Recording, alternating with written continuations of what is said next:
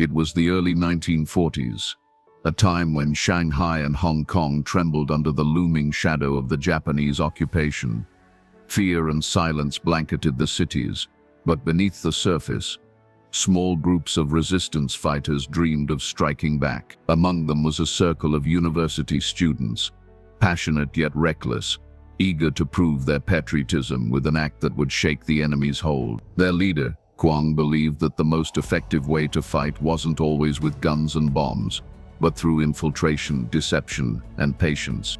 The group's attention soon focused on one man, Mr. Yi. He was a powerful political figure, working closely with the Japanese-backed regime. To the public, he was cold and untouchable, surrounded by guards and living behind walls of wealth and influence. But his personal life had cracks that could be exploited. He had a weakness for charm, for women who carried elegance like a weapon. This was where their plan took shape. Someone from their group would have to lure him into a trap, win his trust, and ultimately make him vulnerable to assassination. The young students debated who among them could play such a dangerous role. Their eyes turned to Wang Jieqi, a quiet young woman with grace, intelligence, and the ability to act with conviction. Though inexperienced in both romance and espionage, she had a rare quality.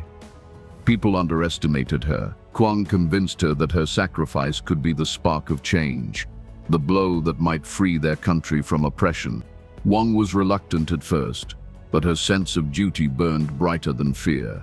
The group carefully crafted a new identity for her, a sophisticated, married woman moving in the upper circles of Shanghai society. They taught her how to dress, how to speak, and how to embody allure without revealing her true self. Each rehearsal felt like a performance, but Wang understood that the stage this time was life and death. When she finally attended her first gathering, where Mr. Yi was present, the room seemed to freeze. He was stern, calculating, a man used to power bending to his will, yet his eyes lingered on Wang with a flicker of curiosity. Their gazes locked for a moment too long, and Wang felt a chill. She knew then the mission had begun. Wang Jieqi's transformation into her new persona was so seamless that even she began to forget at times who she truly was. Draped in silk kapows, her hair styled to perfection, she entered Shanghai's social circles as though she had always belonged there. Her cover story as the wife of a wealthy businessman allowed her access to events, parties, and most importantly, Mr. Yi himself. Mr. Yi was not an easy man to seduce. His reputation was ruthless, his gaze piercing, as though he could see through lies. But Wang played her role with precision. She smiled at his remarks, laughed softly when required, and allowed moments of vulnerability to slip through, calculated to stir his interest. To her comrades, this was all an act. To Wang it was a dangerous dance, every glance, every touch, every word a step deeper into the trap. The student group met secretly, monitoring her progress. Each report she gave them was filled with hope. He was interested, he lingered near her longer, his tone softened when speaking to her. Yet each success weighed heavily on Wang's heart. She told herself this was just a mission, that the man across the table was a traitor to his country and deserved what awaited him. Still, the intimacy of their encounters unsettled her. As weeks passed, Mr. Yi grew bolder. He invited Wang for private conversations, away from the noise of gatherings. His words hinted at trust, but also at possession. He spoke of loneliness, of the burden of power. And though Wang despised him for his cruelty, she also felt the pull of his vulnerability. The line between performance and reality blurred, and that frightened her more than anything.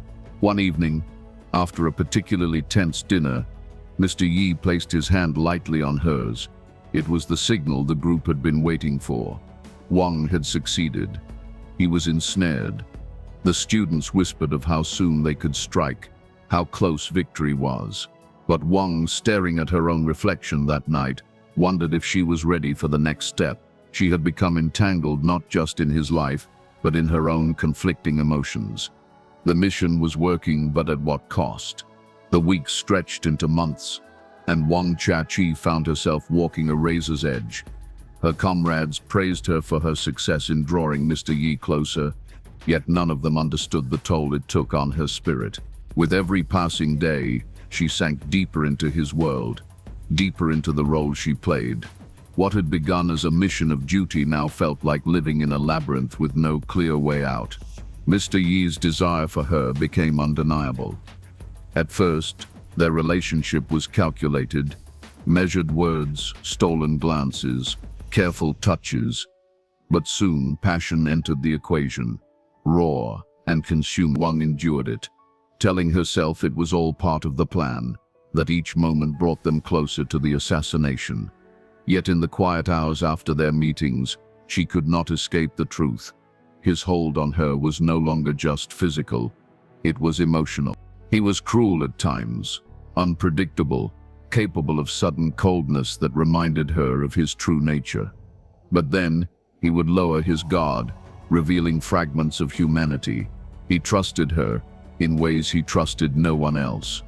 He confessed fears of betrayal, of living constantly under threat. Wang listened, torn between contempt for the traitor he was and pity for the lonely man behind the mask.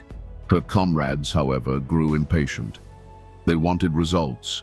They pressed her to arrange a moment when Mr. Yi would be vulnerable, alone, where they could strike quickly and decisively. Wang promised them it would happen soon, though inside, hesitation gnawed at her. She questioned whether she was stalling for his sake or for her own. One evening, during a quiet tea-house meeting, Kwang reminded her of the stakes. "Every day he lives, more of our people die," he said firmly. "Do not forget why we started this." Wang nodded, hiding the storm raging inside her. She knew he was right. She had been chosen to sacrifice her innocence, her freedom, even her heart, if it meant striking a blow against tyranny. And yet, when she looked at Mr. Yi, she no longer saw only the enemy. The mission was nearing its climax, and Wang stood at the edge of a decision that would decide not only her fate, but the fate of everyone around her. She had become both assassin and lover, patriot and betrayer, all at once, and in the shadows of Shanghai, where loyalty and deceit blurred. She knew one wrong move could destroy them all. The final chance came on a gray afternoon. Wang had arranged a meeting with Mr. Yi at a jewelry shop, under the guise of browsing for a gift.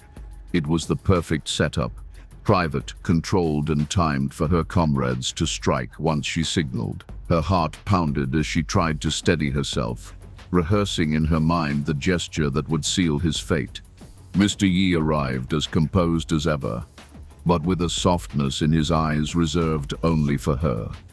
The jeweler laid out an array of precious stones, glittering under the light, but Wang barely saw them.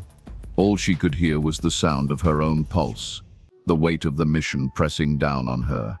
He chose a ring, elegant yet understated, and slipped it into her palm. His voice, low and intimate, carried words she did not expect. "For you, because you are the only one I can trust." In that instant, Wang's resolve shattered. She saw not the tyrant, not the traitor, but the man who had let her into his guarded world. Her comrades waited outside, hidden in the streets, ready for her signal. All she had to do was speak the prearranged words, and Mr. Yi would be dead within moments. But instead, something entirely different escaped her lips. She looked into his eyes, trembling, and whispered, "Run." Mr. Yi froze, shock flickering across his face. But he understood. Without a word, he slipped away, vanishing into the city. Wang stood there breathless as the weight of her betrayal crushed her. She had chosen passion over duty, love or something dangerously close to it over her country. When she returned to her comrades, their faces were filled with rage and disbelief. The mission was ruined. Their trust in her was broken. Yet Wang could not bring herself to regret the choice completely. She had spared a man who had become more than a target, though she knew the price would be heavy. And it was. In the days that followed, Mr. Yi's forces discovered the plot. Wang and her group were captured. For Mr. Yi, the betrayal cut both ways. She had loved him yet nearly destroyed him. In his cold silence, she saw her fate written clearly. The story ended not with victory or freedom, but with the haunting truth that love, desire, and loyalty are never clean. In the cruel game of war and espionage, the heart was both the sharpest weapon and the deadliest weakness.